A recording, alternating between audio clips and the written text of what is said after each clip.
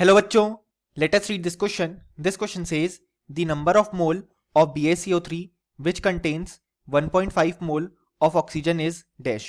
So इस question में कहा गया है कि कितने मोल ऑफ BaCO3 होंगे जिसमें 1.5 मोल ऑफ ऑक्सीजन प्रेजेंट है. सो इस क्वेश्चन को सॉल्व करने के लिए हमें जो की कॉन्सेप्ट रिक्वायर्ड है वो है मोल कॉन्सेप्ट.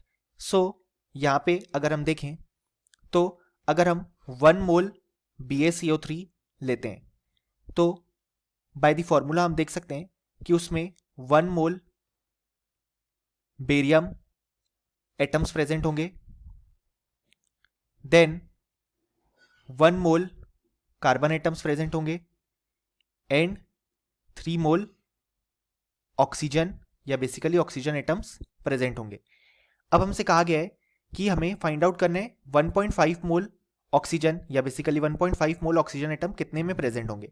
सो हमने देखा कि 3 मोल ऑक्सीजन जो है वो प्रेजेंट है 1 मोल BaCO3 में, यानी कि 1 मोल ऑक्सीजन प्रेजेंट होगी बाय यूनिटरी मेथड 1/3 मोल BaCO3 में. इसका मतलब 1.5 मोल ऑक्सीजन प्रेजेंट होगी 1/3 मल्टीप्लाइड बाय 1.5 मोल BaCO3 में. अगर हम इसे सॉल्व करें तो यह आ जाएगा 1/2 यानी कि 0.5 मोल BaCO3, यानी कि हमें लेना पड़ेगा 0.5 मोल BaCO3 तब जाके हमें 1.5 मोल ऑक्सीजन मिलेगी.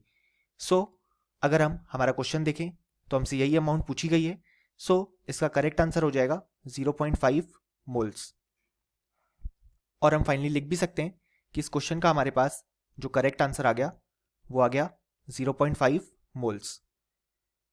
Hope you understood well. Best of luck.